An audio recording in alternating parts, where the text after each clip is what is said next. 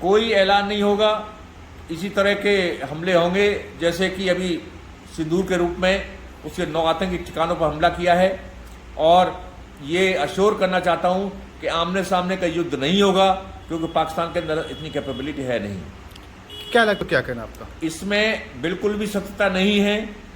पूरी विश्व इस बात का गवाह है कि जो केवल आतंकी ठिकानों पर हमला किया गया है, एक भी सिविल पॉपुलेशन को हमने निशाना नहीं बनाया है। ये जितने भी आतंकी संगठनों के जो केंद्र थे, उनमें जो भी आतंकी छुपे हुए थे केवल वही मारे गए हैं। यदि उनको सिविल पॉपुलेशन बनाता तो ये उसकी मर्जी है। पाकिस्तान में खाने के लाले पड़े हुए उसके बावजूद भी युद्ध की चेतावनी देता रहता है। आखिर कौन सी ताकत है इसके पीछे?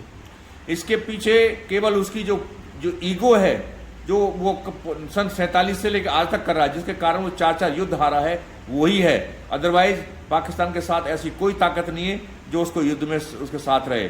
इसके उदाहरण उसके जो 4 युद्ध उसने हारे हैं, 1947, 1965, 1971 और 99। इन 4 युद्धों में उसने करारी हार खाई है, और उसके साथ फिर भी विश्व में कोई भी देश नहीं था जो उसके सबको सपोर्ट करता। अभी दोनों के बीच तनाव का माहौल है। क्या लगता है कि दोनों के देशों के बीच बातचीत हो सकती है? देखिए, ऐसा है, भारत हमेशा शांतिपूर्ण तरीके से किसी भी झगड़े को निपटाने के लिए तैयार रहता है। ये पाकिस्तान पर है, और वहाँ पर जब तक सेना का नियंत्रण रहेगा, जब तक पाकिस्तान के जनरल जो हैं वहाँ पर अपने आप को पाकिस्तान का रक्षक दिखाने की कोशिश करेंगे, तब तक कोई बातचीत वहाँ पर नहीं हो सकती। युद्ध होता है तो प्रभाव कहाँ कहाँ पड़ेगा दोनों कंट्रियों में? देखिए, युद्ध यदि होता है तो मैं बता सकता हूँ कि ज़्यादातर दोनों के आर्थिक ठिकानों पर नुकसान ज़्यादा पहुँचेगा। बाकी ये देश को जो है बहुत बड़ा नुकसान होगा, और दोनों देशों की प्रगति काफ़ी पीछे चली जाएगी।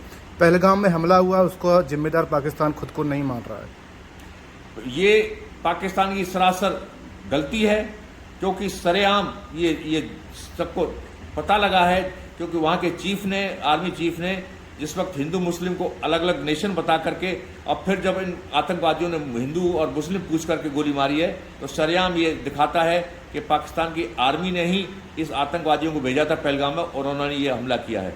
इसलिए आतंकवाद इस पहलगाम हमले के लिए केवल पाकिस्तान जिम्मेदार है, और उसके जवाब में जो भारत ने एक्शन लिया उसका भी जिम्मेदार पाकिस्तान ही है। हिंदुस्तानी आर्मी को लेकर कुछ कहना है? हिंदुस्तानी आर्मी इस वक्त विश्व की एक मानी हुई शक्ति है और महाशक्ति में गिनी जाती है।